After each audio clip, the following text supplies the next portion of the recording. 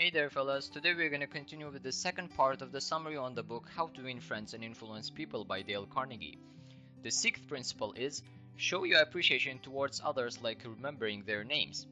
How do you think dogs manage to win the hearts of people within a few seconds of meeting them?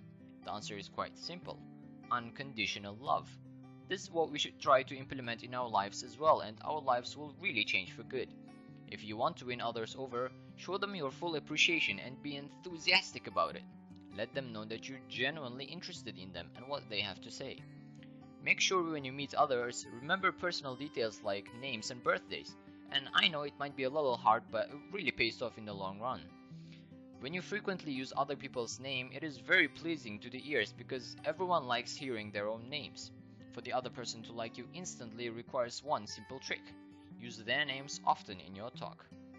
The seventh principle is, avoid all arguments. They cannot be won.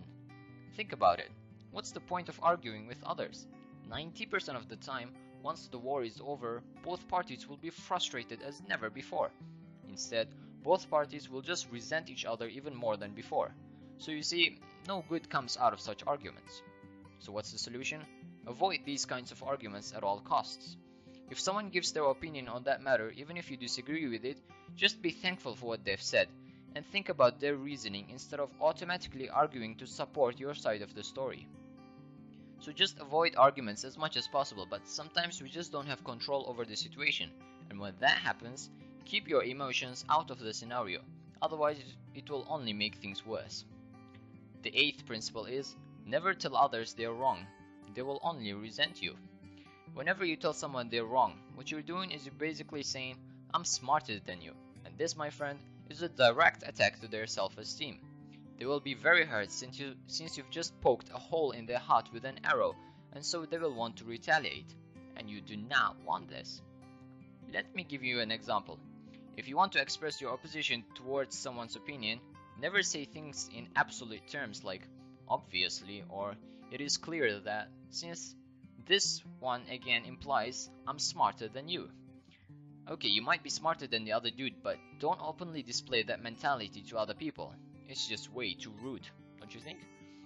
Instead, you can approach the discussion as an open-minded person, like saying, I thought differently, but I might be wrong, or I might be wrong, but let's take a look at the facts once more.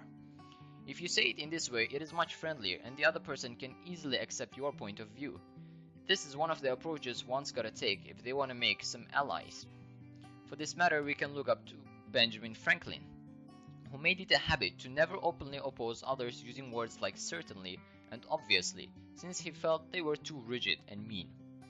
And the last but not least principle is, whenever you're wrong, admit it immediately and clearly. We all make mistakes. No one is perfect because we're all humans after all.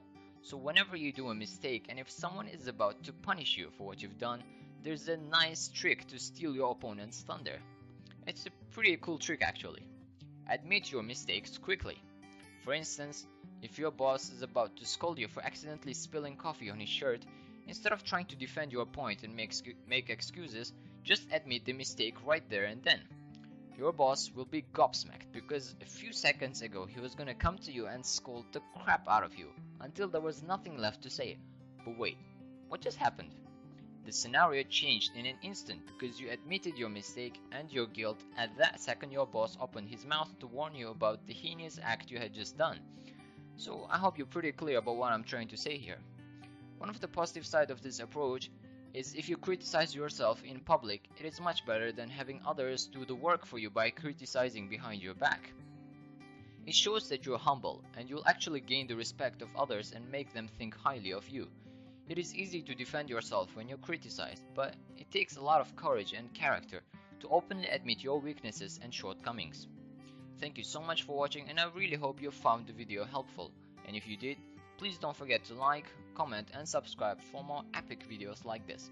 Till the next video, I'll see you soon. Peace.